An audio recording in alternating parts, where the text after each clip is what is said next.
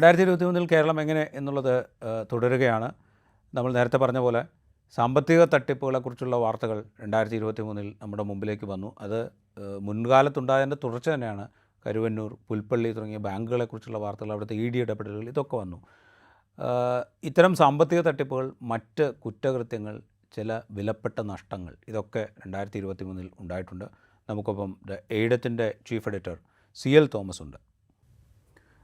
നമ്മൾ ഈ കേരളം 2023 എങ്ങനെ എന്നുള്ളതിൻ്റെ ഒരു രണ്ടാം ഘട്ടത്തിലേക്ക് കടന്നാൽ നമ്മളെ ഞെട്ടിച്ച ഒരുപാട് സംഭവങ്ങൾ, ഇപ്പോൾ നമ്മൾ അവസാനിപ്പിച്ചത് വിദ്യാർത്ഥികളുടെ കാര്യം പറഞ്ഞുകൊണ്ടാണ്. അവിടെ നിന്ന് നമ്മൾ കുഞ്ഞുങ്ങളുടെ കാര്യങ്ങളിലേക്ക് വന്നു കഴിഞ്ഞാൽ, നമ്മളിവിടെ എറണാകുളം ജില്ലയിലെ ആലുവയിൽ ഒരു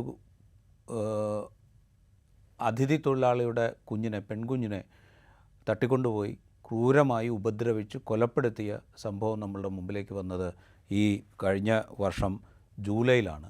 അത് കഴിഞ്ഞ് സെപ്റ്റംബറിൽ സമാനമായ വിധത്തിൽ ഒരു അതിഥി തൊഴിലാളിയുടെ 6 വയസ്സുള്ള പെൺകുട്ടിയെ തട്ടിക്കൊണ്ടുപോയി. പക്ഷേ അതിനെ ഉപദ്രവിച്ചു. പക്ഷേ അതിന് ജീവനോടുകൂടെ തിരിച്ച് രക്ഷിക്കാൻ അവിടുത്തെ നാട്ടുകാരുടെ ഇടപെടലിലൂടെ കഴിഞ്ഞു. ഒരു കേസിൽ പ്രതിക്ക് വധശിക്ഷ വിധിച്ചു. അത് ആദ്യം പറഞ്ഞ കേസിൽ പ്രതിക്ക് വധശിക്ഷ വിധിച്ചു. വളരെ പെട്ടെന്ന് കുറ്റപത്രം സമർപ്പിച്ച് വിചാരണ പൂർത്തിയാക്കി വധശിക്ഷ വിധിച്ചിട്ടുണ്ട്. രണ്ടാമത്തെ കേസ് വിചാരണ കാത്തു കഴിയുന്നു. ആദ്യത്തെ കേസിൽ അതിഥി തൊഴിലാളി തന്നെയായ അഫ്സാഖ് ആലമായിരുന്നു പ്രതിസ്ഥാനത്തുണ്ടായിരുന്നത്. അദ്ദേഹത്തിനാണ് അഫ്സാഖ് ആലത്തിനാണ് വധശിക്ഷ വിധിച്ചത്. രണ്ടാമത്തെ കേസിൽ പാറശാല സ്വദേശിയായ സതീഷ് എന്നയാളാണ് പ്രതിസ്ഥാനത്തുള്ളത്. അത് ആ കേസിൽ വിചാരണ കാത്തിരിക്കുകയാണ്. തോമസേട്ട, എത്രമാത്രം ഡിസ്റ്റർബിംഗ് ആയിരുന്നു എന്നുള്ളതൊന്ന് ആലോചിച്ച് നോക്കുക. ആ ദിവസങ്ങൾ നമ്മളിപ്പോഴും നമ്മളിത് ഈ പീഡനങ്ങളെക്കുറിച്ചുള്ള, അല്ലെങ്കിൽ ഈ ഇത്തരം ലൈംഗികമായ ആക്രമണങ്ങളെക്കുറിച്ചുള്ള ഒരുപാട് വാർത്തകൾ ഇങ്ങനെ നമ്മുടെ മുമ്പിലൂടെ കടന്നു പോകുമ്പോൾ പോലും നമ്മുടെ സൊസൈറ്റിയിൽ ഒരു കറക്ഷൻ മെക്കാനിസം ഉണ്ടാവുന്നില്ല. കേസുകളുണ്ട്, പ്രതിക്ക് ശിക്ഷ വിധിക്കുന്നുണ്ട്, ഇതൊക്കെ സംഭവിക്കുന്നുണ്ടെങ്കിൽ പോലും. ആലുവയിലെ ആ കുട്ടിയുടെ മരണം വാസ്തവത്തിൽ കേരളത്തിൽ കഴിഞ്ഞ വർഷം ഉണ്ടായ സംഭവങ്ങളിൽ ഏറ്റവും ക്രൂരവും ഞെട്ടിപ്പിക്കുന്നതുമായ, അല്ലെങ്കിൽ മനസാക്ഷിയെ അസ്വസ്ഥമാക്കുന്ന സംഭവമായിരുന്നു. അതേപോലെ തന്നെയാണ് കൊല്ലം അവരുടെ കുട്ടി രക്ഷപ്പെട്ടു. ഇത് ആലുവ കേസിൽ പോലീസ് നന്നായി നടപടിയെടുത്തു. അത് അധികം വൈകാതെ തന്നെ, പെട്ടെന്ന് തന്നെ അത് ശിക്ഷയിലേക്ക് എത്തിക്കുന്ന തരത്തിലേക്ക് പ്രവർത്തിച്ചു എന്നുള്ളതൊരു ആശ്വാസകരമായ കാര്യം. ഇത്തരം സംഭവങ്ങൾ എന്തുകൊണ്ട് സംഭവിക്കുന്നു എന്നുള്ളത് അത് സമൂഹം എന്തായാലും, പക്ഷേ ഈ ആലുവ സംഭവത്തിലൊരു കാര്യം കൂടി ഉണ്ട്. അതിന് സമൂഹം വളരെ ഉണർന്ന് പ്രവർത്തിക്കുകയും പോലീസുകാരുടെ അന്വേഷണത്തിന് സഹായിക്കുകയും ഒക്കെ ചെയ്ത മനുഷ്യത്വവും നമ്മൾ ആ സംഭവത്തിൽ കണ്ടു. ഈ തരത്തിൽ നമ്മളിപ്പോൾ എന്തായാലും കേരളം നിലനിൽക്കണം, ഏതെങ്കിലും അതിനെ വേറൊരു തരത്തിൽ തിരിക്കാനുള്ള ശ്രമം അതായത് അതിഥി തൊഴിലാളികളുടെ ബാഹുല്യം നിമിത്തമാണ് ഇത്തരം കുറ്റകൃത്യങ്ങൾ കേരളത്തിൽ കൂടുന്നത് എന്നുള്ള തരത്തിലുള്ള ചില വാദങ്ങൾ ചിലയിടത്തു നിന്നൊക്കെ വന്നു. പക്ഷെ അത് തീർത്തും ശരിയല്ല.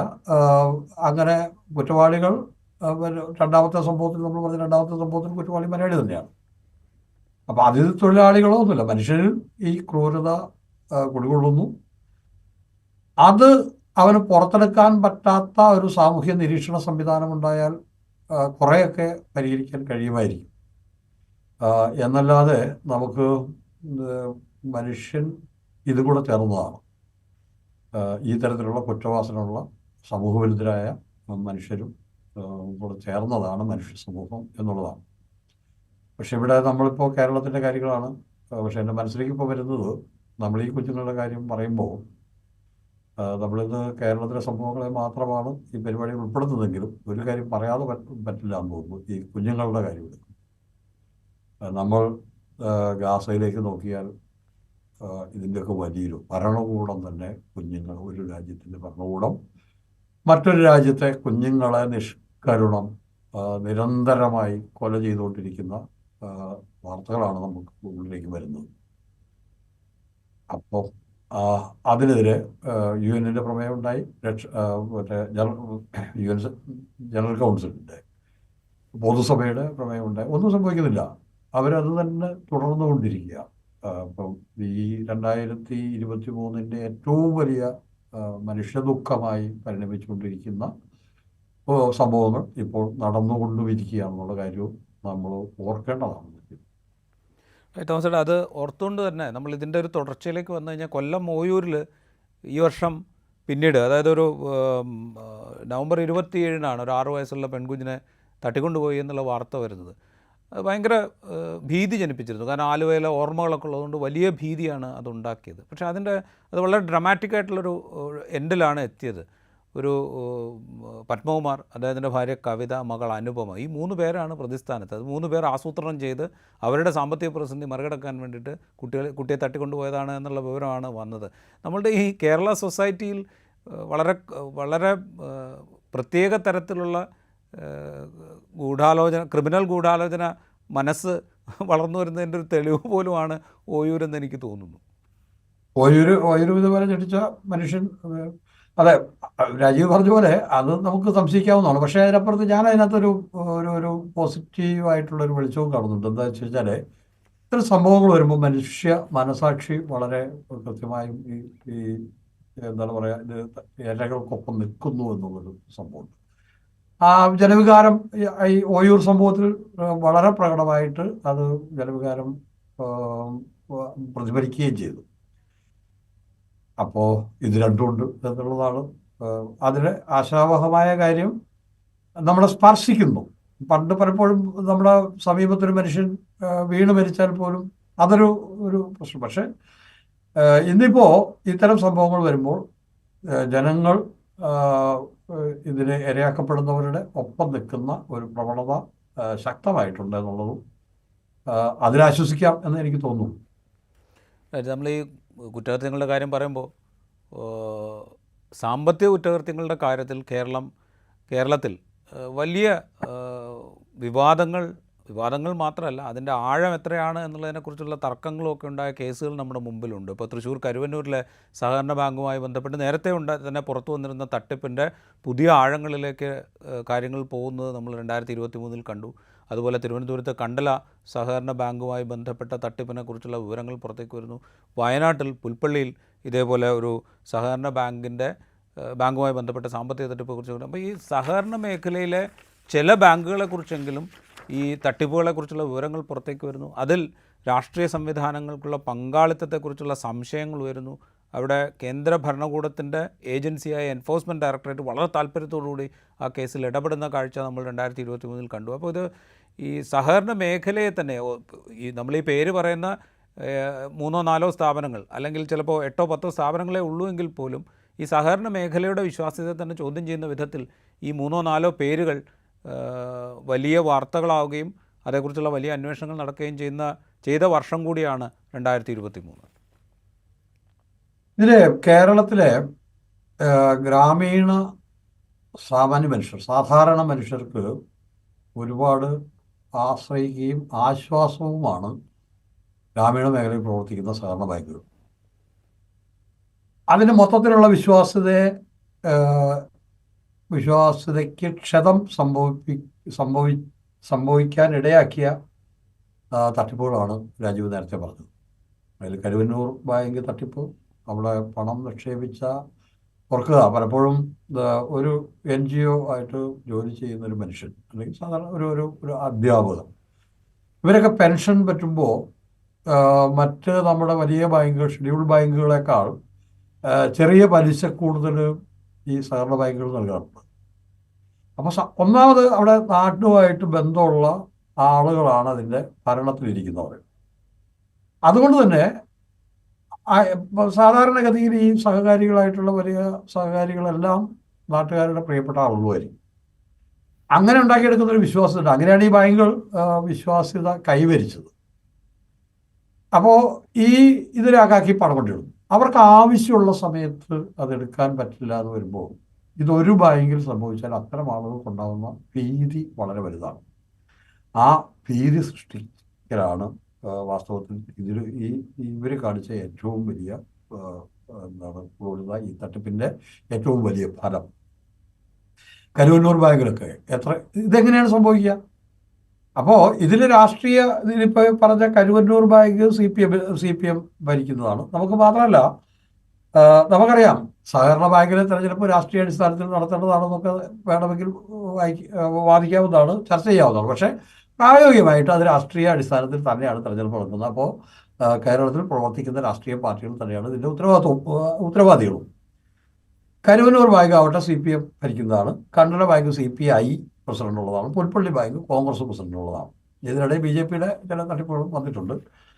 അതിനിടയിൽ വന്ന കണക്ക് ചില ന്യായങ്ങൾ വന്നത് 112 ബാങ്കുകളിൽ ചെറുതുമായിട്ടുള്ള തട്ടിപ്പുകൾ നടന്നിട്ടുണ്ട്. അതിൽ വളരെ ചെറിയൊരു ശതമാനം മാത്രമേ LDFന്റെ ഉള്ളൂ. അത് കഴിഞ്ഞാൽ പിന്നെ UDF ആണ്, അത് കഴിഞ്ഞാൽ BJP ആണ്. അത് പ്രൊപ്പോർഷനേറ്റ് ആണ്, ബാങ്കിലെ ഭരണസമിതിയുടെ എണ്ണത്തിനനുസരിച്ചിട്ടാണ്. ഈ ആർഗ്യുമെന്റിൽ യാതൊരു കഴമ്പുമില്ല. കാരണം ഒരു ബാങ്കിലും സംഭവിക്കാൻ പാടില്ല. ഇത് എന്തുകൊണ്ട് കരുവന്നൂർ ബാങ്കിനെ സംബന്ധിച്ചിടത്തോളം CPIM ചില സംഘടനാ നടപടികൾ എടുത്തു എന്നുള്ളത് ശരിയാണ്. പക്ഷെ സംഘടനാ നടപടികളല്ലല്ലോ ഇത് സംബന്ധിച്ച് സർക്കാരിൻ്റെ ഭാഗത്തു നിന്നും വേണ്ടത്ര വേഗത നടപടി എടുക്കുന്നതിലുണ്ടായില്ല എന്നുള്ള ഒരു അഭിപ്രായം എനിക്ക് ഉണ്ട്. ഞാനെങ്ങനെയാണ് അതിനെ മനസ്സിലാക്കുന്നത്. പിന്നെ ED സ്വാഭാവികമായിട്ട് ഇത്ര സംഭവങ്ങളിൽ ED വരും. EDയുടെ അത്യുത്സാഹം കേരളത്തിലാവുമ്പോൾ അതിന് രാഷ്ട്രീയ ലക്ഷ്യങ്ങളും ഉണ്ടായിരിക്കാം. പക്ഷേ അതിന് വാതിൽ തുറന്നിട്ട് കൊടുത്തിട്ട് ആ ലക്ഷ്യങ്ങളെ കുറിച്ചിട്ട് വിലപിച്ചിട്ട് പ്രത്യേകിച്ച് കാര്യമൊന്നുമില്ല. അപ്പോൾ ഈ സഹകരണ മേഖലയ്ക്ക് നഷ്ടപ്പെട്ട അല്ല, മാത്രമല്ല ഇത് ഈ നമ്മൾ ഈ പറയുന്ന തട്ടിപ്പ് നടന്ന ബാങ്കുകളിൽ മാത്രമല്ല, ഈ തട്ടിപ്പ് നിരവധി സഹകരണ സംഘങ്ങളുടെ സാമ്പത്തിക ഭദ്രതയെ ഇതിനകം ബാധിച്ചിട്ടുണ്ട് എന്നുള്ള കാര്യത്തിൽ ഒരു സംശയമില്ല. എനിക്ക് എൻ്റെ നാട്ടിലറിയാവുന്ന നേരിട്ടറിയാവുന്ന കാര്യങ്ങൾ പോലും ഉണ്ട് ഇക്കാര്യത്തിൽ. എനിക്ക് നേരിട്ടറിയാവുന്ന നിരവധി ബാങ്കുകൾ ആളുകൾ പെട്ടെന്ന് നിക്ഷേപം പിൻവലിക്കാൻ ശ്രമിക്കുന്നു. അതിന് ആരെയും കുറ്റം പറഞ്ഞിട്ട് കാര്യമില്ല. ശിഷ്ടകാലത്തെ ജീവിതത്തിനായി കരുതി വെച്ച തുക പോയിപ്പോകുമോ എന്നുള്ള പേടിയും ജനങ്ങൾ ഈ പരിഭ്രാന്തില്ല. പക്ഷേ ഇതിലൂടെ നമ്മുടെ സഹകരണ മേഖല തളരുകയാണെങ്കിൽ അത് നമ്മുടെ പ്രത്യേകിച്ചും ഗ്രാമീണ മേഖലകളിലെ ജനജീവിതത്തെ വല്ലാണ്ട് ദുഷ്കരമാക്കും എന്നുള്ള കാര്യത്തിലും തർക്കം വേണ്ട. അപ്പം ഈ കാര്യത്തിൽ രാഷ്ട്രീയ പാർട്ടികൾ ചെയ്യേണ്ട കാര്യം ആ വിശ്വാസ്യതയെ തിരിച്ചു പിടിക്കാൻ പറ്റുന്ന ചില നടപടിക്രമങ്ങൾ സർക്കാർ തുടങ്ങിയിട്ടുണ്ടെന്നുള്ള കാര്യം. പക്ഷെ അതിന് വേഗത തീരെയില്ല. ഇപ്പോൾ കരുവന്നൂർ ബാങ്കിൽ തന്നെ നമുക്കറിയാം, അവിടെ പോയി പല ആവശ്യങ്ങൾക്കായിട്ട് ചെന്നിട്ട് പണം കിട്ടാതെ തിരിച്ചു പോരേണ്ടി വന്ന നിരവധി ആളുകളുണ്ട്. നിക്ഷേപകരുടെ പണം ഇതുവരെ തിരിച്ചു കൊടുക്കാൻ പറ്റിയിട്ടില്ല. അപ്പോൾ അതിനെ വളരെ ഗൗരവത്തിൽ അത് LDF മാത്രമല്ല, രാഷ്ട്രീയ പാർട്ടികൾ സഹകരണ മേഖലയിൽ തിരഞ്ഞെടുക്കപ്പെടുന്ന അവരുടെ പ്രതിനിധികൾ ഉത്തരവാദിത്വം നിർവഹിക്കും എന്ന് ഉറപ്പുവരുത്തണമെന്നുള്ള പാഠമാണ് ഈ 2023 ഈ ബാങ്ക് തട്ടിപ്പുകളുടെ കഥ നമുക്ക് പറഞ്ഞു തരുന്നത്. ഈ സഹകരണ മേഖലയിലെ കാര്യം പറയുമ്പോൾ തോമസേട്ടാ, ഈ കേന്ദ്രത്തിലൊരു സഹകരണ വകുപ്പ് രൂപീകരിച്ചുകൊണ്ട് അതിന് കീഴിൽ സഹകരണ സ്ഥാപനങ്ങൾ തുടങ്ങിക്കൊണ്ട് രാഷ്ട്രീയ ലക്ഷ്യത്തോടുകൂടി തന്നെ സഹകരണ മേഖലയിലേക്കുള്ള കടന്നുകയറ്റം കേന്ദ്ര സർക്കാരിൻ്റെ നേതൃത്വത്തിൽ നടന്നുകൊണ്ടിരിക്കുന്ന ഒരു കാലത്തുകൂടിയാണ് ഈ പറയുന്ന തട്ടിപ്പുകളൊക്കെ നടക്കുന്നത് എന്നുള്ളതും. അതെ, അതും ഈ വർഷം തന്നെയാണ് നടന്നത്. 2023 തന്നെയാണ് നടന്നത്. സ്റ്റേറ്റ് ലിസ്റ്റിൽ നിന്ന് സഹകരണ ബാങ്കുകൾ കേന്ദ്ര ലിസ്റ്റിലേക്ക് പെടുത്താനുള്ള നിയമവും നിർമ്മിച്ചു കഴിഞ്ഞു. അതെ. അപ്പോൾ സഹകരണ മേഖല കടന്നാക്രമിക്കാനും അതിലൊരു സംഘി സാന്നിധ്യം ഉണ്ടാക്കുവാനുമുള്ള ശ്രമം കേന്ദ്ര സർക്കാരിന്റെ ഭാഗത്ത് നടക്കുന്നുണ്ട്. ആ സന്ദർഭത്തിലാണ് ഇതൊക്കെ നടക്കുന്നത് എന്നുള്ളതാണ് ഇതിന്റെ ഒരു വലിയ പ്രശ്നം. മറ്റൊന്ന്, നമ്മളുടെ കേരളത്തെ ഏറ്റവും കൂടുതൽ ഞെട്ടിച്ച 2 സംഭവങ്ങൾ കേരളത്തിലുണ്ടായത്. ഒന്ന്, എലത്തൂരിൽ ട്രെയിനിലുണ്ടായ തീവെപ്പാണ്. ഏപ്രിൽ മാസത്തിലായിരുന്നു അത്. 2021 ഏപ്രിൽ 2-നാണ് എലത്തൂരിൽ ട്രെയിനിലൊരു കമ്പാർട്ട്മെൻറ്റിലേക്ക് ഒരാൾ അതിക്രമിച്ച് കിടക്കുകയും പെട്രോൾ ഒഴിച്ച് ആളുകളുടെ ദേഹത്തേക്ക് പെട്രോൾ ഒഴിക്കുകയും തീ കൊളുത്തുകയും ഒക്കെ ചെയ്തത്. അത് കണ്ടുനിന്ന് ഭയന്നിട്ട് 2 പേർ പുറത്തേക്ക് ചാടുകയും അവർ മരിക്കുകയും ചെയ്തു. അതോടൊപ്പം ഒക്ടോബർ 9-ന് കളമശ്ശേരിയിൽ യഹോവ സാക്ഷികളുടെ യോഗത്തിൽ വലിയ പൊട്ടിത്തെറിയുണ്ടായി. 9 പേരാണ് ചികിത്സയിലിരുന്ന കുറച്ച് ആളുകൾ പിന്നീടാണ് മരിച്ചത്. 9 പേരാണ് ആ സ്ഫോടനത്തിൽ കൊല്ലപ്പെട്ടത്. ഈ 2 സംഭവങ്ങളും കേരളത്തെ ഞെട്ടിച്ച സംഭവങ്ങളായിരുന്നു. അത് പല നിലയ്ക്ക് ഞെട്ടിച്ച സംഭവങ്ങളായിരുന്നു. ഒന്ന്, ഈ ആക്രമണത്തിൻ്റെ ഉത്തരവാദിത്വം ആരിൽ ചുമത്തും, അല്ലെങ്കിൽ ആരിലാണ് വന്ന് വീഴുക എന്നുള്ള ആശങ്ക ഒരു ഭാഗത്ത് സൃഷ്ടിക്കപ്പെട്ടു. അത് കളമശ്ശേരി സ്ഫോടനത്തിൻ്റെ കാര്യത്തിൽ അത് വലിയ തോതിലുണ്ടായി. അതിനെ ഗസയുടെ മേൽ ഇസ്രായേൽ നടത്തുന്ന ആക്രമണവുമായി ബന്ധിപ്പിക്കാനൊക്കെയുള്ള ശ്രമങ്ങൾ നടന്നു. അങ്ങനെ പല നിലയ്ക്ക് കേരളത്തെ ഞെട്ടിച്ച 2 ആക്രമണങ്ങൾ, അതോടൊപ്പം കേരളത്തിലെ സാമൂഹ്യ രാഷ്ട്രീയ മേഖലയെ കൂടി ബാധിച്ച 2 സംഭവങ്ങളായിരുന്നു ഇവ രണ്ടും. തോമസ് ചേട്ടന് എങ്ങനെയാണ് തോന്നുന്നത്? ഈ കളമശ്ശേരി സ്ഫോടനമൊക്കെ ശരിക്കും തികച്ചും അപ്രതീക്ഷിതമായിരുന്നു. തികച്ചും അപ്രതീക്ഷിതമായിരുന്നു. അതിൽ പ്രതിയായി പിടിക്കപ്പെട്ട ആൾ പറയുന്ന ന്യായങ്ങൾ മാത്രമാണ് അതിന് പിന്നിലുള്ളതെന്ന് സംശയിക്കേണ്ടിയിരിക്കുന്നു. എന്തായാലും പക്ഷേ അതിൻ്റെ യഥാർത്ഥ വിവരങ്ങൾ ഇതുവരെ പുറത്തു വന്നിട്ടില്ല. അപ്പോൾ അത് പുറത്തു വരുന്നവരെ നമുക്ക് കാത്തിരിക്കാം. അത് വളരെ ആസൂത്രിതം, ഒരു വ്യക്തിയുടെ മനസ്സിൽ തലച്ചോറിൽ വിരിഞ്ഞ് അയാൾ തന്നെ നടത്തിയ പ്രക്രിയയാണോ എന്നുള്ളത്, അത് അത് അത് എത്രത്തോളം വിശ്വസനീയമാണെന്നുള്ളത് നമുക്കിപ്പോൾ പറയാൻ കഴിയില്ല. അതിൻ്റെ അന്വേഷണ റിപ്പോർട്ട് വന്നു കഴിഞ്ഞിട്ടുള്ളൂ. മാത്രമല്ല, ആ സംഭവം ഉണ്ടായപ്പോൾ അത് ചില സമുദായങ്ങൾക്ക് എതിരെ തിരിച്ചുവിടാൻ BJPയുടെ ഭാഗത്തുനിന്ന് കൃത്യമായ, BJPയുടെ ചെറിയ നേതാക്കന്മാരല്ല, കേന്ദ്ര മന്ത്രിസ്ഥാനം വഹിക്കുന്ന ആളുകളിൽ നിന്ന് വരെ ശ്രമമുണ്ടായി. അപ്പോൾ അത് അങ്ങനെ അല്ലാതെ കലാശിച്ചു എന്നുള്ളതൊരു ആശ്വാസമായി തോന്നാം. പക്ഷെ അത് അങ്ങനെ അല്ലാതെ കലാശിച്ചു എന്നുള്ളത് ആശ്വാസമായി തോന്നേണ്ട അവസ്ഥയിലാണ് നമ്മുടെ നാട് എന്ന് വരുന്നത് തീർത്തും ഒട്ടും ശുഭകരമായ കാര്യവുമല്ല. അപ്പോൾ പിന്നെ മാത്രവുമല്ല, കേരളത്തിലെ അത്യപൂർവമായൊരു സംഭവം, ഇത്രയും ആളുകൾ 9 പേര് മരിച്ച ഒരു സ്ഫോടനം ഒരാൾ നടത്തി എന്നുള്ളത് നമ്മുടെ ഇൻ്റലിജൻസ്, നമ്മുടെ മറ്റേ രഹസ്യാന്വേഷണ വിഭാഗം ഒക്കെ കൂടുതൽ ജാഗ്രത പുലർത്തുകയും പണ്ടൊക്കെ നമ്മൾ കരുതിയിരുന്ന പോലെ, ഇപ്പോഴും കരുതുന്ന പോലെ അത്രയ്ക്കൊന്നും സുരക്ഷിതമല്ല കേരളം എന്നുള്ള ധാരണയുടെ അടിസ്ഥാനത്തിൽ തന്നെ പെരുമാറുകയും ചെയ്യണം എന്നുള്ളതിൻ്റെ തെളിവാണ്. അതേപോലെ തന്നെ നമ്മൾ കളമശ്ശേരിയിൽ സംഭവിക്കാതെ ഇരുന്ന കാര്യം, അതായത് ഇത് ഏതെങ്കിലും ഒരു സമുദായത്തിന് നേരെ തിരിച്ചു വെക്കാൻ നടത്തിയ ശ്രമം ഫലപ്രദമാവാതെ പോയത് നമ്മുടെ ഒരു ഭാഗ്യമാണ് എന്നാണ് ഞാൻ കരുതുന്നത്. അതേസമയം ഈ പറഞ്ഞ എലത്തൂർ സംഭവത്തിൽ അത് നടക്കുകയും ചെയ്തു ഉടൻ തന്നെ, അങ്ങനെ തന്നെ ചില വ്യാഖ്യാനങ്ങൾ. അപ്പോൾ എല്ലാ സംഭവങ്ങളെയും, ഇത് നമ്മൾ നേരത്തെ ബാങ്കിൻ്റെ സംഭവം പറഞ്ഞു, നമ്മൾ നിരവധി സംഭവങ്ങൾ പറഞ്ഞു. ഇതിലൊക്കെ ഏത് സംഭവമായാലും ഇവിടെ ഇപ്പോൾ കാര്യമായ സ്പേസ് രാഷ്ട്രീയത്തിൽ കിട്ടാത്ത ആളുകൾ അതിനെയെല്ലാം തീർത്തും മനുഷ്യവിരുദ്ധമായ തരത്തിൽ വളച്ചൊടിച്ച് സ്പേസ് ഉണ്ടാക്കാൻ നടത്തുന്ന ശ്രമമാണ് നമ്മൾ ഈ സംസ്ഥാനത്ത് കാണുന്നതെന്നുള്ള വസ്തുത നമ്മുടെ പ്രമുഖ രാഷ്ട്രീയ മുന്നണികൾ എത്രത്തോളം ഗൗരവമായി കണക്കാക്കുന്നു, അതല്ലെങ്കിൽ അവരെത്രത്തോളം കണക്കിലെടുക്കുന്നു എന്നുള്ള ആശങ്കയും ഇത്തരം സംഭവങ്ങൾ ഉണ്ടാക്കുന്നു. ഇത് പറയുമ്പോൾ ഒരു കാര്യം കൂടെ പറഞ്ഞിട്ട് ഞാൻ അടുത്ത വിഷയത്തിലേക്ക് പോകാൻ തോന്നുന്നുണ്ട്. സാധാരണഗതിയിൽ ഒരു 9 പേര് കൊല്ലപ്പെട്ട സ്ഫോടനം എന്നൊക്കെ പറഞ്ഞാൽ അത് ഭീകരാക്രമണം എന്ന് മാത്രമേ വിശേഷിപ്പിക്കപ്പെടുകയുള്ളൂ. പക്ഷേ കളമശ്ശേരി സ്ഫോടനം മാത്രമായി ഇപ്പോഴും നിലനിൽക്കുന്നു എന്നുള്ളത് നമ്മുടെ മുമ്പിൽ വിചിത്രമായ ഒരു വസ്തുതയായിട്ടുണ്ട്. നമുക്ക് അടുത്തൊരു വിഷയത്തിലേക്ക് പോകാം. തോമസ്, കഴിഞ്ഞ വർഷം നമ്മളുടെ കൂടെ നിന്ന് വിട്ടുപോയ ഉമ്മൻചാണ്ടിയെക്കുറിച്ച് നമ്മൾ നേരത്തെ പറഞ്ഞു. അതുപോലെ നമ്മൾ പരാമർശിക്കപ്പെടേണ്ട ഒരാളാണ് ഒരുപക്ഷെ CPIയുടെ സംസ്ഥാന സെക്രട്ടറി ആയിരുന്ന കാനം രാജേന്ദ്രൻ. ഒപ്പം സിനിമാ സംവിധായകൻ, സർഗധനനായ സിനിമാ സംവിധായകൻ, കേരളത്തിൻ്റെ ചലച്ചിത്ര ലോകത്തെ വഴിതിരിച്ചുവിട്ട സംവിധായകരിൽ ഒരാളായ KG ജോർജ് കഴിഞ്ഞ വർഷം നമ്മെ വിട്ടുപോയി. ഒപ്പം കേരളത്തിൻ്റെ സാമൂഹ്യ രാഷ്ട്രീയ മനസ്സിനോട് കലഹിച്ചുകൊണ്ടിരുന്ന M കുഞ്ഞാമൻ എന്ന് പറയുന്ന സാമ്പത്തിക വിദഗ്ധൻ, അദ്ദേഹം നമ്മെ വിട്ടുപോയി. 3 മരണങ്ങളും നമ്മൾ പറഞ്ഞു പോകേണ്ടതാണ്. പ്രത്യേകിച്ച് ഡോക്ടർ M കുഞ്ഞാമനെ നമ്മൾ അനുസ്മരിക്കാതെ പോകുന്നത് വലിയ അനീതിയായിരിക്കും എന്നെനിക്ക് തോന്നുന്നു. തീർച്ചയായിട്ടും കേരളത്തിൻ്റെ സാമ്പത്തിക മേഖല, സാമ്പത്തിക ശാസ്ത്ര പഠനങ്ങളിൽ അത് നാളിതുവരെ പൊയ്ക്കൊണ്ടിരുന്ന ധാരയിൽ നിന്ന് അതിനെ കൃത്യമായി വഴിതിരിച്ചു വിട്ട, ഒരുപക്ഷെ ഞാൻ പറയും കേരളം കണ്ട ഏറ്റവും ഭാവന സമ്പന്നനായ സാമ്പത്തിക വിദഗ്ധനായിരുന്നു, സാമ്പത്തിക ശാസ്ത്ര വിദഗ്ധനായിരുന്നു കുഞ്ഞാൻ. വലിയ നഷ്ടമാണ്. അദ്ദേഹം പഠിച്ച കാലം മുതൽ തന്നെ ആ പ്രാഗൽഭ്യം തെളിയിച്ചിട്ടുണ്ട്. അദ്ദേഹം അധ്യാപന മേഖലയിൽ അദ്ദേഹം ആ, വളരെ കരുത്തുറ്റ സംഭാവനകൾ, വളരെ ശ്രേഷ്ഠമായ സംഭാവനകൾ നൽകിയിട്ടുണ്ട്.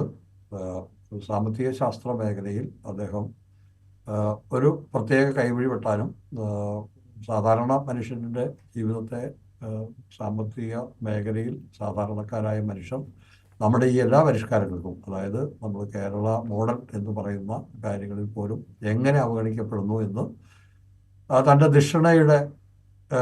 ദിഷണ കൊണ്ട് കണ്ടെത്തി, ഞാൻ പറഞ്ഞത് ഒരു പുതിയ മുഖം, പുതിയ പാത തന്നെ സാമ്പത്തിക ശാസ്ത്രത്തിൽ വെട്ടിത്തെളിച്ച ആളാണ് കുഞ്ഞാമൻ, ഡോക്ടർ കുഞ്ഞാമൻ.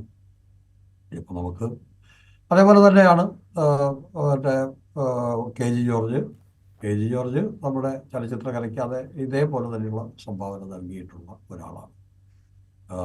കാനൻ രാജേന്ദ്രൻ സൗമ്യനായ നേതാവ്, CPIയുടെ നേതൃത്വത്തിലേക്ക് വന്നതിന് ശേഷം അദ്ദേഹം വളരെ രാഷ്ട്രീയ പക്വതയും പ്രാഗൽഭ്യവും തെളിയിച്ചിട്ടുള്ള ആളാണ്. ഈ മൂന്ന് പേരുടെയും നഷ്ടം കേരളത്തിലുണ്ടായ വലിയ നഷ്ടങ്ങളാണ് കഴിഞ്ഞ വർഷം. ഒരു കാര്യം കൂടി തോമസേട്ടെ, കുഞ്ഞാമൻ സാറിൻ്റെ വിയോഗം ഒരുപക്ഷെ കേരളത്തിൻ്റെ സാമൂഹ്യ യാഥാർത്ഥ്യങ്ങളെക്കുറിച്ചുള്ള ചില തിരിച്ചറിവുകൾ ഒന്നുകൂടെ മലയാളിക്ക് കൊടുക്കുന്നുമുണ്ട്. കേരളത്തിൽ ജാതി വ്യവസ്ഥ ഏത് വിധത്തിലാണ് മനുഷ്യരെ ഇല്ലാതാക്കിയത് എന്നുകൂടെ കുഞ്ഞാമൻ സാറിൻ്റെ വിയോഗവേളയിൽ നമ്മൾ ഒരിക്കൽ കൂടെ ഓർത്തിട്ടുണ്ട്. ഈ ജാതി വ്യവസ്ഥ ഏത് വിധത്തിലാണ് ഇപ്പോഴും നിലനിൽക്കുന്നത് എന്നുള്ളതിനെക്കുറിച്ചുള്ള ചിന്തകൾ ഒരുപക്ഷെ അദ്ദേഹത്തിൻ്റെ വിയോഗം വീണ്ടും നമ്മളെ ഓർമ്മിപ്പിച്ചിട്ടുമുണ്ട്. നമ്മളിനി അടുത്ത ഒരു വിഷയത്തിലേക്ക് വന്നു കഴിഞ്ഞാൽ, തോമസേട്ടൻ കോഴിക്കോടുള്ള കാലത്താണ് കോഴിക്കോട് ആദ്യമായിട്ട് നിപ്പ ഉണ്ടാകുന്നത്. അന്ന് വലിയ മുൻകരുതലുകളും കാര്യങ്ങളൊക്കെ നമ്മൾ കണ്ടതാണ്. ഒരിക്കൽ കൂടെ 3-ാം തവണ കോഴിക്കോട് നിപ്പ വന്ന വർഷമായിരുന്നു 2023. അതിൽ സെപ്റ്റംബറിലാണ് നിപ്പ ബാധ സ്ഥിരീകരിച്ചത്. 2 മരണമുണ്ടായി, മറ്റ് 4 പേർക്ക് നിപ്പ ബാധിച്ചിട്ടുണ്ട്, വൈറസ് ബാധയുണ്ട് എന്ന് കണ്ടെത്തി. പക്ഷേ ആ 4 പേരും ജീവിതത്തിലേക്ക് തിരിച്ചു വന്നു എന്നുള്ളതാണ് ഏറ്റവും സവിശേഷമായ കാര്യം. ഇതുപോലൊരു പകർച്ചവ്യാധിയുടെ തുടരാഘാതങ്ങൾ കോഴിക്കോട് ഇങ്ങനെ ഏറ്റുവാങ്ങിക്കൊണ്ടിരിക്കുകയാണ്. അത് 1-ാം നിപ്പ കോഴിക്കോട് ഉണ്ടാക്കിയ അന്ന് നമ്മുടെ കോവിഡ് വരുന്നതിന് മുമ്പാണല്ലോ നിപ്പ. ഒരു പകർച്ചവ്യാധി എങ്ങനെയാണ് ഒരു സമൂഹത്തെ നിശ്ചലമാക്കുന്നത് എന്ന് നമുക്ക് കണ്ടറിയാൻ പറ്റിയ ഒരു കാലമായിരുന്നു അത്. പക്ഷെ സമർത്ഥമായിട്ട് അതിനെ നമുക്ക് നേരിടാൻ പറ്റും. പക്ഷെ നമുക്ക് ആൾനഷ്ടം വളരെ ഉണ്ടായി. ഈ 3-ാം നിപ്പയിൽ ഞാൻ കാണുന്ന ഏറ്റവും വലിയ പ്രത്യേകത രാജീവ് നേരത്തെ സൂചിപ്പിച്ചത് തന്നെയാണ്. 4 ആളുകൾ ഈ രോഗം ബാധിച്ച് ഗുരുതരാവസ്ഥയിലായി. 1-ാം നിപ്പയിൽ അങ്ങനെ ഗുരുതരാവസ്ഥയിലായ ഒരാളും രക്ഷപ്പെട്ടിട്ടില്ല. എൻ്റെ ഓർമ്മ ശരിയാണ്, ഒരാളോ മറ്റും രക്ഷപ്പെട്ടിട്ടുണ്ട്. ബാക്കി രോഗബാധിതരായവർ മുഴുവൻ പേരും മരിച്ചുപോയി.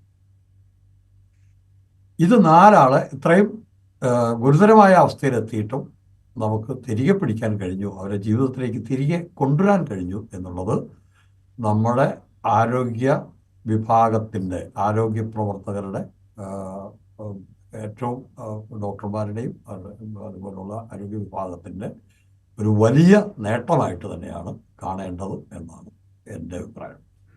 2023 സംബന്ധിച്ച് മറ്റൊരു പ്രത്യേകത എന്ന് പറയുന്നത്, മാധ്യമങ്ങൾ വലിയ തോതിലുള്ള വിമർശനങ്ങൾക്ക് വിധേയമായ വർഷം കൂടിയാണ് 2023.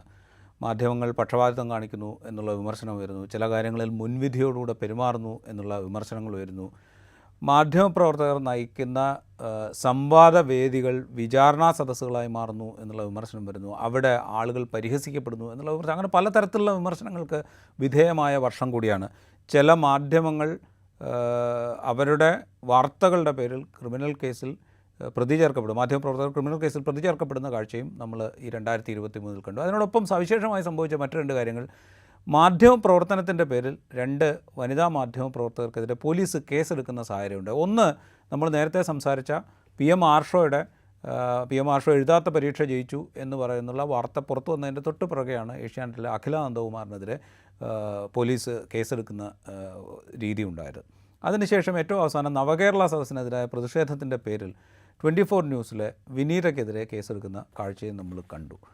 തോമസേട്ടൻ എങ്ങനെയാണ് കാണുന്നത് ഈ കേസുകളൊക്കെ? അതിൽ ഒരു കേസ് എന്തായാലും അവസാനിപ്പിച്ചു കഴിഞ്ഞു, 2ാമത്തെ കേസ് എങ്ങനെയാവും എന്ന് നമുക്കറിയില്ല. രണ്ടാമത്തെ കേസ് എങ്ങനെയാവും എന്നുള്ളതിൽ എനിക്ക് വലിയ സംശയമൊന്നുമില്ല. അത് കോടതിയിൽ എത്തിയാൽ അവിടെ തീരാവുന്ന കാര്യമുള്ളൂ ഏഹ്, എന്നാണ് എൻ്റെ വിശ്വാസം. പക്ഷേ ഇതിനകത്തൊരു ഇത് ഇത് രണ്ടും കേരളത്തെ സംബന്ധിച്ചിടത്തോളം അപമാനകരമായ സംഭവങ്ങളായിട്ടാണ് ഞാൻ കാണുന്നത്. രാജീവ് ആദ്യം സൂചിപ്പിച്ച മാധ്യമങ്ങൾ വിമർശന വിധേയമാവുന്നു. തീർച്ചയായിട്ടും വിമർശന വിധേയമാവേണ്ടത് തന്നെയാണ്. നമ്മുടെ മാധ്യമ പ്രവർത്തനം നമുക്കറിയാം, കാലം ചെല്ലുന്തോറും മാധ്യമങ്ങൾ എന്താണ് ചെയ്യേണ്ടത് എന്നുള്ളത് സംബന്ധമായി ചരിത്രത്തിലൂടെ ഉരുത്തിരിഞ്ഞു വന്നിട്ടുള്ള ചില ആശയങ്ങളുണ്ട്, ചില മൂല്യങ്ങളുണ്ട്. ആ മൂല്യങ്ങൾക്കൊന്നും ഒപ്പം നിൽക്കുന്നതല്ല, ആ മൂല്യങ്ങളുടെ നിരന്തരമായ ലംഘനമാണ് നമ്മുടെ മുഖ്യധാര മാധ്യമങ്ങൾ ചെയ്യുന്നത് എന്നുള്ളത് അത് എനിക്ക് അക്കാര്യത്തിൽ തർക്കമൊന്നുമില്ല, സംശയവുമില്ല. പക്ഷേ ഈ രണ്ട് കേസുകൾ അവരുടെ ജോലി ചെയ്യാൻ വേണ്ടി ജോലി ചെയ്തതിന് കേസെടുത്തു എന്നുള്ളതാണ്. ഇങ്ങനെയാണ് ഇത് ഇത് ഇത് വേറൊരു ഒരു ഒരു ഒരു ഒരു കോണ്ടെക്സ്റ്റിൽ വേണം നമ്മളിതിനെ പരിശോധിക്കാൻ. നമുക്കറിയാം, നരേന്ദ്രമോദി പ്രധാനമന്ത്രി ആയതിനു ശേഷം ഇന്ത്യയിലെ മാധ്യമ പ്രവർത്തനത്തോട്, അതായത് സത്യസന്ധമായി ഗവൺമെൻറ് പക്ഷത്ത് നിൽക്കാത്ത മാധ്യമങ്ങളോട് പുലർത്തുന്ന നടപടികളും വളരെ പ്രധാനപ്പെട്ട ജനങ്ങളറിയേണ്ട വിഷയങ്ങൾ മാത്രമല്ല, ജനങ്ങളുടെ പ്രശ്നങ്ങൾ ജനങ്ങളിലേക്ക് എത്തിക്കുന്ന മാധ്യമ പ്രവർത്തകർ എത്ര പേര് ജയിലിൽ കിടക്കുന്നു എന്നും നമുക്കറിയാം. പിന്നെ മാത്രവുമല്ല, ഈ റിപ്പോർട്ടിങ്ങിൻ്റെ പേരിൽ, ജോലി ചെയ്തതിൻ്റെ പേരിൽ രാജ്യത്തിൻ്റെ വിവിധ ഭാഗങ്ങളിൽ മാധ്യമപ്രവർത്തകർക്കെതിരെ കേസുണ്ടാവുക എന്നുള്ള ഒരു സാധാരണ സംഭവമായിട്ട് നരേന്ദ്രമോദി സർക്കാർ മാറ്റിയിരിക്കുകയാണ്.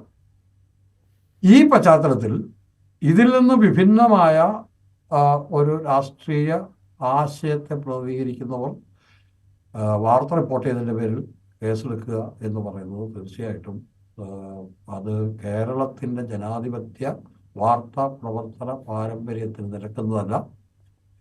നമ്മളിന്നിപ്പോൾ നമുക്കറിയാലോ, വക്കം അബ്ദുൽ ഖാദറിൻ്റെ ജന്മദിനമാണെന്ന്. അതേപോലെയുള്ള നമ്മൾ സ്വദേശാഭിമാനിയുടെയൊക്കെ ഒരുപാട് ചരിത്രം നമ്മൾ പറയുന്ന ഒരു നാട്. ആ നാട്ടിൽ നിന്നുകൊണ്ട് ഇങ്ങനെ ഒരു നടപടി എടുക്കുന്നത് തീർച്ചയായിട്ടും ജനാധിപത്യ വിരുദ്ധമാണ്. അത് നമുക്കറിയാം, നമ്മുടെ ഇന്ത്യൻ ഭരണഘടന മാധ്യമപ്രവർത്തകർക്ക് പ്രത്യേകിച്ചൊന്നും അനുവദിച്ചു കൊടുത്തിട്ടില്ല, പ്രത്യേക പരിരക്ഷയൊന്നും നൽകുന്നുമില്ല, ഇത് സത്യമാണ്. പക്ഷേ ഭരണഘടനയിൽ മറ്റൊരു കാര്യം ഉറപ്പു തരുന്നുണ്ട്: നിങ്ങളുടെ ആവിഷ്കാര സ്വാതന്ത്ര്യം, നിങ്ങളുടെ അഭിപ്രായ സ്വാതന്ത്ര്യം. അതിലാണ് മാധ്യമ സ്വാതന്ത്ര്യത്തെ ഏർപ്പെടുത്തിയിരിക്കുന്നത്. അതിൻ്റെ ഭാഗമായിട്ടാണ് പിന്നീട് കോടതികൾ അതിനെ വ്യാഖ്യാനിച്ചത്. അപ്പോൾ ആ തരത്തിലുള്ള മാധ്യമ പ്രവർത്തന സ്വാതന്ത്ര്യത്തിന്മേലുള്ള കടന്നുകയറ്റമായിട്ട് ആണ് ഞാനിതിനെ മനസ്സിലാക്കുന്നത്. ഇത് കേരളത്തിലെ ഒരു ഇടതുപക്ഷ സർക്കാർ ചെയ്യാവുന്ന കാര്യമല്ല. മാത്രമല്ല, ഇപ്പോൾ ഈ വിനീതയ്ക്കെതിരെ കേസെടുത്തതിന് ശേഷം നടന്ന പത്രസമ്മേളനത്തിൽ മുഖ്യമന്ത്രി ആ വിഷയത്തെ സമീപിച്ച രീതിയും ഒരു ജനാധിപത്യ സംസ്കാരത്തിന് ചേർന്നതാണെന്ന് ഞാൻ കരുതുന്നുമില്ല. 2023 ഈ രണ്ട് സംഭവങ്ങൾ ഞാൻ ഞാനൊന്നുകൂടെ കൂടി പറയുന്നു. ഇത് പറയുമ്പോൾ നരേന്ദ്രമോദി സർക്കാർ ചെയ്യുന്ന മാധ്യമ പീഡനം അതേ അളവിൽ കേരള സർക്കാർ ചെയ്യുന്നു എന്ന് ഞാൻ ഒരിക്കലും ഉദ്ദേശിക്കുന്നില്ല. അങ്ങനെ ഒന്നിട്ടോ കേരളത്തിൽ നടക്കുന്നുമില്ല. പക്ഷേ രണ്ട് സംഭവങ്ങൾ അത് കേരളം പോലൊരു സംസ്ഥാനത്ത് ഒരിക്കലും ഉണ്ടാവാൻ പാടില്ലാത്തതായിരുന്നു. അതിനെ ഗൗരവത്തിൽ ഇവിടുത്തെ ജനാധിപത്യ വിശ്വാസികൾ അതിനെ ഗൗരവമായിട്ട് തന്നെ കാണണം എന്നാണ് ഞാൻ വിചാരിക്കുന്നത്. ഇതുകൊണ്ട് മാധ്യമപ്രവർത്തകരെ വിമർശിക്കുന്നത് നിർത്തേണ്ട കാര്യവുമില്ല. അത് ജനാധിപത്യപരമായി നടക്കേണ്ട ഒരു കാര്യമാണ്. ജനങ്ങൾക്ക് മാധ്യമങ്ങളെ വിമർശിക്കാനുള്ള സ്വാതന്ത്ര്യമുണ്ട്, അവർ വിമർശിക്കട്ടെ. ആ വിമർശനത്തിൻ്റെ രീതികളും അതിലെ കുറവുകളും അതിലെ ലക്ഷ്യങ്ങളും ഒക്കെ നമുക്ക് അത് വേറെ വിഷയമാണ്. അപ്പോൾ അതൊക്കെ നടക്കട്ടെ. വിമർശിക്കാനുള്ള ജനങ്ങളുടെ അവകാശത്തെ പൂർണ്ണമായിട്ടും അംഗീകരിച്ചുകൊണ്ട് തന്നെ ഇത് കേരളം നാളിതുവരെ പുലർത്തിപ്പോന്ന ഒരു ഒരു ഒരു മാധ്യമ സ്വാതന്ത്ര്യ സംസ്കാരത്തിന് എതിരായിട്ടുള്ള രണ്ട് സംഭവങ്ങളായിട്ടാണ് കാണേണ്ടതെന്നാണ് എനിക്ക് തോന്നുന്നത്. 2003 അത് വളരെ പ്രധാനപ്പെട്ട സംഗതികൾ തന്നെയാണ്. പ്രത്യേകിച്ച് തോമസ് ചേട്ടൻ സൂചിപ്പിച്ചത് പോലെ തന്നെ ദേശീയ തലത്തിൽ എങ്ങനെയാണ് ഇപ്പോൾ ന്യൂസ് ക്ലിക്കിലൊക്കെ എങ്ങനെയാണ് പരിശോധനകൾ നടക്കുന്നത്, എങ്ങനെയാണ് ആളുകൾ അറസ്റ്റ് ചെയ്തുകൊണ്ട് പോകുന്നതെന്നൊക്കെ നമ്മൾ കണ്ടതാണ്. മാധ്യമങ്ങൾ എങ്ങനെയാണ് ഭീഷണിപ്പെടുത്തിക്കൊണ്ടിരിക്കുന്നതെന്നൊക്കെ നമ്മൾ കാണുന്നതാണ്. അപ്പോൾ അതിനോട് അതിനോട് താരതമ്യമില്ലെങ്കിൽ പോലും ഇത്തരം സംഭവങ്ങൾ കേരളത്തിൽ ഉണ്ടാകുന്നു എന്ന് പറയുന്നത് ദൗർഭാഗ്യകരം തന്നെയാണ്, അതിൽ സംശയമൊന്നുമില്ല. നമ്മൾ അതിൽ നിന്ന് മറ്റൊരു വിഷയത്തിലേക്ക് വന്നപ്പോൾ വിഴിഞ്ഞം, നമ്മൾ ഈ വികസനവുമായി ബന്ധപ്പെട്ട കാര്യങ്ങൾ സംസാരിക്കാൻ തുടങ്ങിക്കഴിഞ്ഞാൽ ഏറ്റവും കൂടുതൽ ശ്രദ്ധാകേന്ദ്രമായൊരു ഏരിയ എന്ന് പറയുന്നത് 2021 വിഴിഞ്ഞമായിരിക്കും. കാരണം വിഴിഞ്ഞത്ത് ആദ്യമായിട്ട് കപ്പലെടുത്തു കഴിഞ്ഞ ഒക്ടോബർ 15-ന്. കപ്പലടുത്തത് ക്രെയിൻ ഇറക്കാൻ വേണ്ടിയിട്ടാണെങ്കിൽ പോലും അവിടേക്കൊരു കപ്പലടുത്തു എന്നുള്ളത് വിഴിഞ്ഞം തുറമുഖ പദ്ധതിയെ സംബന്ധിച്ച് വളരെ പ്രധാനപ്പെട്ട ഒരു കാര്യമായി നമ്മൾ കാണാം. കാരണം കുറേ കാലമായിട്ട് കേരളം സംസാരിച്ചുകൊണ്ടിരിക്കുന്ന ഒരു പദ്ധതിയാണ്. വലിയ കോടിക്കണക്കിന് ഉറുപ്പ്യ ചെലവഴിച്ച് നടപ്പാക്കുന്ന ഒരു പ്രോജക്റ്റാണ്. അവിടെ ആദ്യമായിട്ടൊരു കപ്പലെടുക്കുന്നു എന്നുള്ളത് വലിയ സംഭവമായിട്ട് നമുക്ക് കാണാം. അതോടൊപ്പം തന്നെ അവിടുത്തെ തീരവാസികളുടെ പ്രയാസങ്ങളും സമാനമായ രീതിയിൽ തുടരുന്നു എന്നുള്ളൊരവസ്ഥയുണ്ട്. ചിലയിടത്ത് കടൽ കൂടുതൽ കയറുന്നു, ചിലയിടത്ത് കര കൂടുതൽ വലുതായിക്കൊണ്ടിരിക്കുന്നു, അവർക്ക് വള്ളം ഇറക്കാൻ കഴിയുന്നില്ല, അവിടുന്ന് കുടിയൊഴിക്കപ്പെട്ട ആളുകൾക്ക് പകരം സ്ഥലം ഇതേവരെ കിട്ടിയിട്ടില്ല. ഇങ്ങനെ പല പ്രശ്നങ്ങൾ ആ പ്രദേശത്ത് വാസികൾ അഭിമുഖീകരിക്കുന്നുണ്ട്. അതിനെ ചൊല്ലിയുണ്ടായൊരു പ്രതിഷേധം അതിരുവിട്ട് പോവുകയും അത് പോലീസ് സ്റ്റേഷൻ ആക്രമണമായിട്ട് മാറുകയും 29 പോലീസുകാർക്ക് പരിക്കേറ്റു എന്നാണ് ഔദ്യോഗികമായ കണക്ക്. 1000 പേർക്കെതിരെ കേസെടുക്കുകയും ചെയ്തു. അതുണ്ടായത് നവംബറിലാണ്. അതായത് ഒക്ടോബർ 15-ന് ഈ വിഴിഞ്ഞത്തെ ആദ്യത്തെ കപ്പലെടുക്കുന്നു. തൊട്ട് അടുത്ത മാസം നവംബർ 27-ന് ഈ പോലീസ് സ്റ്റേഷനിൽ അക്രമം നടക്കുന്നൊരു സ്ഥിതി. അതായത് അത്രയും പ്രയാസം അവിടുത്തെ മനുഷ്യർ അനുഭവിക്കുന്നു എന്നുള്ളൊരു പ്രശ്നവും കൂടിയുണ്ട്. ഈ രണ്ട് സംഭവങ്ങളെയും നമ്മൾ ഈ വർഷം മാർക്ക് ചെയ്യേണ്ടതാണ് എന്നെനിക്ക് തോന്നുന്നു. തീർച്ചയായിട്ടും വിഴിഞ്ഞത്ത് കപ്പലെടുത്തു എന്നുള്ളത് കേരളത്തെ സംബന്ധിച്ചിടത്തോളം ഒരു വലിയ നേട്ടമായിട്ട് തന്നെയാണ് മനസ്സിലാക്കേണ്ടതെന്നാണ്, അങ്ങനെയാണ് മനസ്സിലാക്കേണ്ടത്. തീർച്ചയായിട്ടും അതിലെ ആ മേഖലയിലെ വിദഗ്ധർ പറയുന്നതനുസരിച്ചിട്ടാണെങ്കിൽ അത് വലിയ സാധ്യതകൾ കേരളത്തിൻ്റെ വികസന പാതയിൽ തുറന്നിടും കണക്ക് കൂട്ടുന്നത്. അപ്പോൾ വല്ലാർപാടത്ത് എന്തായി എന്നുള്ളൊരു ചോദ്യമുണ്ട്. പക്ഷെ വല്ലാർപാടമല്ല വിഴിഞ്ഞം. കാരണം പ്രകൃതിദത്തമായി തന്നെ വലിയ കപ്പലുകൾക്ക് വന്നെടുക്കാൻ പറ്റുന്ന ഒരു സ്ഥലമാണ്. പക്ഷേ ഇതിലുള്ളതൊരു പ്രശ്നം, ഈ വികസനം എവിടെ വന്നാലും അത് നാടിൻ്റെ മുന്നോട്ടുള്ള പ്രയാണത്തിന് വികസനം ഇല്ലാതെ പറ്റില്ല, സത്യമാണ്. പക്ഷേ അതിലൂടെ പുറത്താക്കപ്പെടുന്ന കുറേ മനുഷ്യരുണ്ടാവും എപ്പോഴും. ഒരു ഉത്തരവാദിത്വമുള്ള സർക്കാർ ചെയ്യേണ്ടത് അവരുടെ പ്രശ്നങ്ങൾ തീർച്ചയായിട്ടും പരിഹരിക്കുക എന്നുള്ളതാണ്. ഈ സമരത്തിന് ശേഷം ഈ പറഞ്ഞ തരത്തിൽ അവിടുത്തെ ഒരുപാട് പ്രശ്നങ്ങൾക്ക് പരിഹാരത്തിൻ്റെ ചില വഴികൾ സർക്കാർ നേടുന്നുണ്ട്. അത് കാണാതെയല്ല ഞാനിത് പറയുന്നത്. പക്ഷേ എപ്പോഴും വികസനത്തിൻ്റെ ഇരകളെ തെരുവിലേക്ക് പോകേണ്ട സ്ഥിതി ഉണ്ടാവാതെ നമ്മൾ നോക്കേണ്ടതുണ്ട്. അതാണൊരു ജനാധിപത്യ സമൂഹത്തിൽ സർക്കാരുകളുടെ ഉത്തരവാദിത്വം. ഇവിടെയും വിഴിഞ്ഞത്തും അത്തരം ചില ശ്രമങ്ങൾ സർക്കാർ നടത്തുന്നുണ്ട്. അതിൻ്റെ ഭാഗമായി പിന്നെ ആ സമരം, അതിലെ ഇത്തരം ജനങ്ങൾ സമരം ചെയ്യും. അതിൽ ജനങ്ങളോടൊപ്പം നിൽക്കാൻ പല താല്പര്യങ്ങളുള്ള ആളുകളും ഉണ്ടാവും. അതൊന്നും ഒരു കുഴപ്പമായിട്ട് എനിക്ക് തോന്നുന്നില്ല. അത് അത്യധികമായി അതിനകത്ത് ഒറ്റ താല്പര്യമുള്ളൂ, ജനങ്ങളുടെ ജീവിക്കാനുള്ള അവകാശം അവർക്ക് ഉണ്ടാവണം. മാത്രമല്ല ജീവസന്ധാരണത്തിനുള്ള വഴികളും അവർക്കുണ്ടാവണം. അപ്പോൾ അതിനുവേണ്ടി ജനങ്ങളുടെ സമരത്തിലേക്ക് വരുമ്പോൾ അതിനകത്ത് ഉണ്ടാവും. പക്ഷേ ആ പോലീസ് സ്റ്റേഷൻ വളഞ്ഞതും അവിടെ നടന്ന അക്രമവും ഒരു കാരണവശാലും പ്രോത്സാഹിപ്പിക്കാൻ പാടില്ലാത്ത സംഭവമാണ്. അത് നമ്മുടെ കഴിഞ്ഞ വർഷത്തെ സംഭവങ്ങളിൽ കേരളത്തിലെ ഉണ്ടായ സംഭവങ്ങൾ ഒരു കറുത്ത പൊട്ടായിട്ട് തന്നെ അത് സൂക്ഷിക്കുക. അതിനകത്ത് നടന്ന ഇടപെടലുകൾ അതിനെക്കുറിച്ച് നമ്മളിനി ഇപ്പോൾ ചർച്ച ചെയ്യുന്നതിൽ വലിയ അർത്ഥമില്ലാന്ന് തോന്നുന്നുകൊണ്ട് നമുക്ക് അതിലേക്ക് പോകണ്ട. പക്ഷേ അത്തരം സംഭവങ്ങൾ ഒഴിവാക്കപ്പെടേണ്ടതുമായിരുന്നു. അത് ഒരു കേരളത്തിലെ ഒരു കഴിഞ്ഞ വർഷത്തെ ഒരു മോശപ്പെട്ട സംഭവമായി തന്നെ നമുക്ക് കാണേണ്ടി വരും. തോമസ്, നമുക്കിതിൻ്റെ ഒരു അവസാന ഘട്ടത്തിലേക്ക് വരുമ്പോൾ നമ്മൾ കേരളത്തിൻ്റെ ഒരു സാമ്പത്തിക പ്രതിസന്ധി പറഞ്ഞുകൊണ്ടാണ് നമ്മൾ തുടങ്ങിയത്. അപ്പോൾ അത് അടുത്ത വർഷത്തേക്ക് അത് സ്പിൽ ഓവർ ചെയ്യാനുള്ളൊരു സാധ്യതയെക്കുറിച്ചും നമ്മൾ സൂചിപ്പിച്ചു. കേരളത്തിൻ്റെ മൊത്തം അവസ്ഥയെക്കുറിച്ച് നമ്മൾ പറയുമ്പോൾ ചെറുതല്ലാത്ത ചില നേട്ടങ്ങൾ ഈ വർഷവും കേരളം കേന്ദ്ര സർക്കാരിൻ്റെ കണക്കിലെങ്കിലും കൈവരിച്ചിട്ടുണ്ട് എന്നുള്ളൊരു വസ്തുത നമ്മുടെ മുമ്പിലുണ്ട്. ചില ഇൻഡീസസുകളിലൊക്കെ ഈ വർഷവും കേരളം 1-ാം സ്ഥാനത്തുണ്ട്. ഇപ്പോൾ സൗജന്യമായി വൈദ്യസഹായം നൽകുന്ന സംസ്ഥാനങ്ങൾ, സൗജന്യമായി വൈദ്യസഹായം നൽകുന്ന ആളുകളുടെ എണ്ണത്തിൻ്റെ കണക്കെടുത്തു കഴിഞ്ഞാൽ രാജ്യത്തെ മറ്റ് സംസ്ഥാനങ്ങളെ അപേക്ഷിച്ച് ഒന്നാം സ്ഥാനത്ത് കേരളം തുടരുന്നുണ്ട്. കഴിഞ്ഞ വർഷവും കേരളം ഒന്നാം സ്ഥാനത്തുണ്ടായിരുന്നു. തുടർച്ചയായ വർഷങ്ങളിൽ കേരളം ഒന്നാം സ്ഥാനത്തുണ്ട്. അത് ഈ വർഷവും 2023 കേരളം നിലനിർത്തിയിട്ടുണ്ട്. അതായത് സൗജന്യ വൈദ്യസഹായം നൽകുന്നതിൽ കേരളം എപ്പോഴും മുന്നിൽ തന്നെയാണ്. അതുപോലെ ദാരിദ്ര്യ നിർമ്മാർജ്ജനത്തിന് നല്ല നടപടികൾ എടുത്തു കഴിഞ്ഞാൽ ആ നടപടികൾ എടുക്കുന്നതിലും കേരളം ഇപ്പോഴും ഒന്നാം സ്ഥാനത്തുണ്ട്. അതുപോലെ ഹാപ്പിനെസ് ഇൻഡെക്സ് നോക്കുകയാണെങ്കിൽ മറ്റ് സംസ്ഥാനങ്ങളെ അപേക്ഷിച്ച് വളരെയധികം മുന്നിൽ നിൽക്കുന്നുണ്ട് കേരളം എന്നാണ് കേന്ദ്ര സർക്കാരിൻ്റെ നിതി ആയോഗ് നടത്തിയ പഠനത്തിൽ നമ്മൾ കാണുന്നത്. അതുപോലെ ഈ സേവനങ്ങൾ ഇലക്ട്രോണിക് സാങ്കേതികവിദ്യ, വിവരസാങ്കേതികവിദ്യ ഉപയോഗിച്ചുകൊണ്ടുള്ള ഈ സേവനങ്ങൾ പ്രദാനം ചെയ്യുന്ന കാര്യത്തിലും കേരളം ഒന്നാമതുണ്ട്. കഴിഞ്ഞ മെയിലാണ് കേരളം സമ്പൂർണ്ണ ഗവേണൻസ് സംസ്ഥാനമായിട്ട് പ്രഖ്യാപിക്കപ്പെട്ടത്. അത് പൂർണ്ണമായും പ്രാബല്യത്തിലായിട്ടുണ്ടോ ഇല്ലയോ എന്നുള്ളത് വേറൊരു കാര്യമാണ്, പരിശോധിക്കപ്പെടേണ്ട കാര്യമാണ്. പക്ഷേ ഈ സേവനങ്ങൾ നൽകുന്ന കാര്യത്തിൽ കേരളം ഒന്നാമതായിട്ടുണ്ട്. അതുപോലെ നേരത്തെ നമ്മൾ ഈ അതിഥി തൊഴിലാളികളുടെ കാര്യം സംസാരിച്ചിരുന്നു. അവരെന്തുകൊണ്ട് ഇങ്ങോട്ട് വരുന്നു എന്നുള്ളതിൻ്റെ ഒരു കാര്യം അതിന് മുമ്പ് നമ്മൾ സംസാരിച്ചപ്പോൾ പറഞ്ഞു. കേരളത്തിലെ കൂലി കൂടുതൽ അവരെ ഇങ്ങോട്ട് ആകർഷിക്കുന്ന ഒരു ഘടകമാണ് എന്ന് പറഞ്ഞു. അവർ മാത്രമല്ല,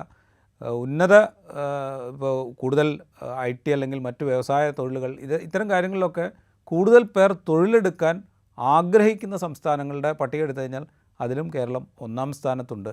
നമ്മൾ പൊതുവിൽ പറയുന്ന പോലെ എന്താ പറയുക, വികസന വിരുദ്ധത അല്ലെങ്കിൽ തൊഴിലാളി പ്രശ്നങ്ങൾ ഇതൊക്കെ ആരോപിക്കപ്പെടുന്നുണ്ടെങ്കിൽ പോലും കൂടുതൽ പേർ തൊഴിലെടുക്കാൻ ആഗ്രഹിക്കുന്ന സംസ്ഥാനങ്ങളുടെ പട്ടിക എടുത്താൽ അത് ഒന്നാം സ്ഥാനത്ത് കേരളം നിൽക്കുന്നുണ്ട്. അങ്ങനെ പല നിലയ്ക്ക് പല ഒന്നാം സ്ഥാനങ്ങൾ കേരളം ഈ വർഷവും 2023 പങ്കുവയ്ക്കുന്നുണ്ട് അല്ലെങ്കിൽ കൈവരിച്ചിട്ടുണ്ട്. ഇതിനോടൊപ്പം പറയേണ്ട ഒരു കാര്യം വെച്ചാൽ ന്യൂയോർക്ക് ടൈംസ് ഈ 2023 ഈ ലോകത്ത് സന്ദർശിക്കേണ്ട 52 ഇടങ്ങളുടെ പട്ടിക തയ്യാറാക്കിയപ്പോൾ അതിൽ 13ാം സ്ഥാനത്ത് കേരളം ഉണ്ടായിരുന്നു. ഇങ്ങനെ പല നിലയ്ക്കുള്ള ഒന്നാം സ്ഥാനങ്ങളും നേട്ടങ്ങളും കേരളം 2023 കൈവരിച്ചിട്ടുണ്ട്. ആകെയുള്ളൊരു പ്രശ്നം ഈ നേട്ടങ്ങളൊക്കെ അടുത്ത സാമ്പത്തിക വർഷത്തെ കേരളത്തിൻ്റെ കടമെടുപ്പ് പരിധിയെയോ അല്ലെങ്കിൽ കേരളത്തിൻ്റെ ഗ്രാൻറ്റിനെയോ ഒക്കെ വെട്ടിക്കുറയ്ക്കാൻ കേന്ദ്രം ഉപയോഗിക്കുമോ എന്നുള്ള കാര്യത്തിൽ മാത്രമേ എനിക്ക് സംശയമുള്ളൂ. അല്ല, അത് ന്യായമായ സംശയമാണ്. അത് നമ്മളൊരു കാര്യം സംഭവങ്ങൾ ഓരോരോ സംഭവങ്ങളുടെ വിശദാംശങ്ങളാണ് പരിശോധിച്ചത്. ഇതിൽ കേരള സർക്കാർ ഇതിൽ പ്രവർത്തിക്കുന്ന സർക്കാർ തന്നെയാണ് എന്നുള്ള കാര്യത്തിൽ എനിക്ക് സംശയമില്ല. രാജീവ് പറയാതെ പോയൊരു കാര്യം, നമ്മുടെ വ്യവസായ സൗഹൃദ സംസ്ഥാനങ്ങളിൽ കേരളത്തിൻ്റെ പട്ടിക ഒരുപാട് ഉയർന്നും വന്നിട്ടുണ്ട്. ആ മേഖലയിൽ നിരവധിയായ കാര്യങ്ങൾ സംഭവിക്കുന്നുണ്ട്. അപ്പോൾ ഇത് നമുക്ക് അഭിമാനിക്കാൻ വകയുള്ളതാണ്. ഇത്തരം നേട്ടങ്ങളുടെ പട്ടികകൾ ഉണ്ടാക്കാൻ സർക്കാർ നടത്തുന്ന ശ്രമങ്ങൾ തീർച്ചയായിട്ടും അഭിനന്ദനാർഹവുമാണ്, അഭിനന്ദിക്കേണ്ടതുമാണ്. അങ്ങനെ സർക്കാരിൻ്റെ കാര്യം പറഞ്ഞതുകൊണ്ട് അതുകൊണ്ട് നമ്മൾ നേരത്തെ സൂചിപ്പിച്ച ചില കാര്യങ്ങൾ, ഇപ്പോൾ ഈ മാധ്യമ പ്രവർത്തന സ്വാതന്ത്ര്യം, അതേപോലെ തന്നെ ഈ നവകേരള യാത്രകളുടെ പ്രശ്നങ്ങൾ, അനാവശ്യമായ ഇത്തരം കാര്യങ്ങൾ ഒഴിവാക്കിയാൽ ഈ സർക്കാർ നല്ല പ്രവർത്തനം കാഴ്ചവെക്കുന്നു എന്ന് പറയേണ്ട ഒരു വർഷം കൂടിയാണ് 2003 എന്നാണ്. 2003 എന്നാണ് നമുക്ക് നമ്മുടെ ഡേറ്റ, നമ്മുടെ മുമ്പിലുള്ള വസ്തുതകൾ പരിശോധിക്കുമ്പോൾ നമുക്ക് മനസ്സിലാക്കാൻ കഴിയും. റൈറ്റ്. അതാണ് 2023 കേരളത്തെ നമ്മൾ പൊതുവായി പരിഗണിക്കുമ്പോൾ ഇത് കേരളത്തിൻ്റെ മൊത്തം ചിത്രമല്ല. നമ്മൾ കേരളത്തിൽ പരാമർശിച്ചു പോകേണ്ട 10-12 സംഭവങ്ങളും വിഷയങ്ങളും എടുത്തുകൊണ്ട് സംസാരിച്ചത് മാത്രമാണ്. അതങ്ങനെ കേരളത്തിൻ്റെ ഒരു പൊതുചിത്രം പ്രേക്ഷകർക്ക് മുമ്പിൽ അവതരിപ്പിക്കാനാണ് ശ്രമിച്ചത്. ഈ സ്പെഷ്യൽ ഷോയിൽ രാജ്യം എങ്ങനെയാണ് ഒരു വർഷം കടന്നുപോയത് എന്നുള്ളത് പിന്നീട് പരിശോധിക്കാം. പ്രേക്ഷകർക്ക് നന്ദി.